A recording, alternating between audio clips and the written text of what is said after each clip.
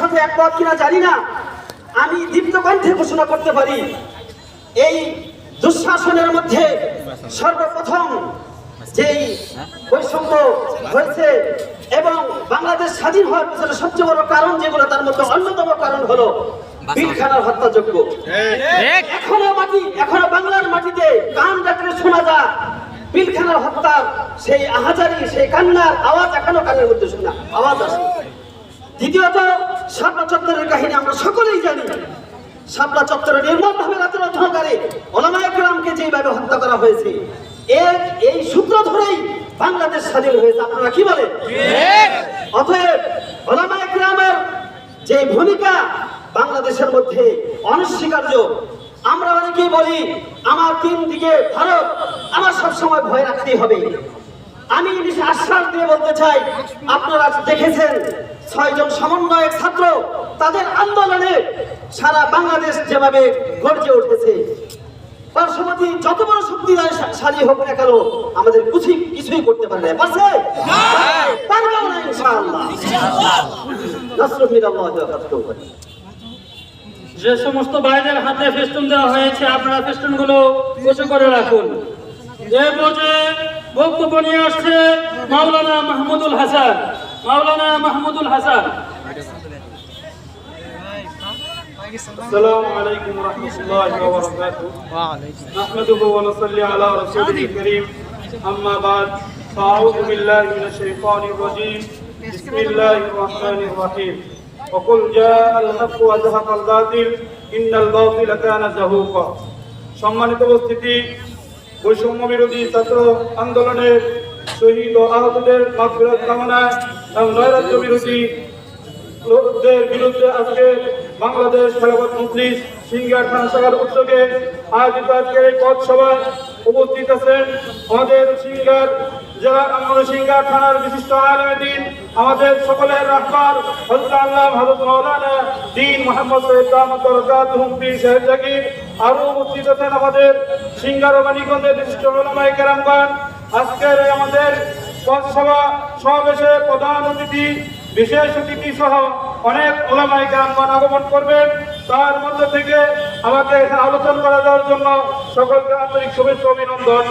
সম্মানিত সংগ্রামী সাথী ও বন্ধুগণ, আমাদের বক্তব্য স্পষ্ট। যখন বাতিল মাথায় দিয়ে উঠেছে, তখন হক তার বিরুদ্ধে এভাবে দাঁড়িয়েছে, তখন বাতিল তার মাথা নিচু করে কুত্তার মতো দাঁড়াতে বাধ্য হয়েছে।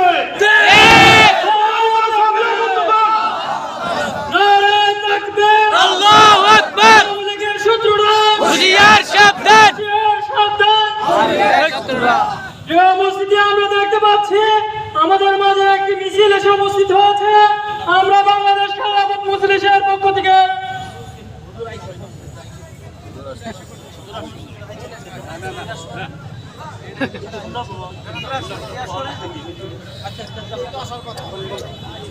সংগ্রামী সাথী ও বন্ধুগণ, সর্বপ্রথম আল্লাহ তাআলা দুনিয়ার বুকে হককে প্রতিষ্ঠা করার জন্য আমাদের আদি পিতা হযরত আদম আলাইহিস সালামকে দুনিয়াতে প্রেরণ করেছেন। এরপর যখন বাতিল কাবিলের রূপ ধারণ করে দুনিয়াতে প্রকাশ করেছিল, তখন আল্লাহ রাব্বুল আলামিন হাবিলের রূপ ধারণ করে ওই বাতিলকে পরাজিত করেছেন। যখন বাতিল দুনিয়াতে শয়তানের রূপ ধারণ করেছিল, তখন আল্লাহ তাআলা হকের জান্নাবাহী হিসেবে হযরত নূহ আলাইহিস সালামকে দুনিয়ার বুকে প্রেরণ করেছেন। এই যখন বাতিল নূরের রূপ ধারণ করে দুনিয়াতে আসছিল, তখন আল্লাহ রাব্বুল আলামিন হকের জান্নাবাহী হিসেবে হযরত ইব্রাহিম আলাইহিস সালামকে দুনিয়ার বুকে প্রেরণ করেছেন। যখন বাতিলের রূপ ধারণ করে আবু জাহেল, আবু লাহাব, উতবা, সাইবা দুনিয়াতে আসে, তখন হকের রূপ ধারণ করে দুনিয়াতে আসেন আমাদের সর্বকালের সর্বশ্রেষ্ঠ মহামানব আকায়ে নামদার নবী মুহাম্মদুর রাসূলুল্লাহ সাল্লাল্লাহু আলাইহি ওয়াসাল্লাম।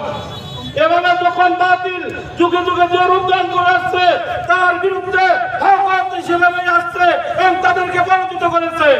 এমনভাবে বাংলাদেশে যখন বাতিলের রূপ ধারণ করে আওয়ামী লীগ সরকার আগমন করেছে, তখন হকের রূপ ধারণ করে দুনিয়ার বুকে আগমন করেছেন শাইখুল হাদিস ইবনে শাইখুল হাদিস আল্লামা মামুনুল হক সাহেব দাওয়াত বরকাতুহু। ওই মামুনুল হক সাহেব দাওয়াত বরকাতুহু আজকে আমাদের মাঝে আগমন করবেন। আল্লাহ তাআলা যত বাউল সমিতি যত বাতিল আছে তাদেরকে পরাভূত করে তৌফিক দান করে। একটি স্পষ্ট ঘোষণা, যারা মানিকগঞ্জে আলেম ওলামাদের বিরুদ্ধে অবস্থান করবেন, যারা বাধ্য হকের বিরুদ্ধে অবস্থান করবেন, তাদেরকে কুকুরের মতো শেখ হাসিনার মতো ইন্ডিয়া বলে দিতে বাধ্য করবো। আমাদের কথা স্পষ্ট কথা, বাংলার যেখানেই বাতিল আসলে সেখানে আমরা হকের রূপ ধারণ করে আগমন করে বাতিলকে পরাজিত করবোই করবো ইনশাআল্লাহ। ইনশাআল্লাহ। আমার বক্তব্য শেষ করছি। নাসরুম মিনাল্লাহি ওয়া ফাতহুন করিম।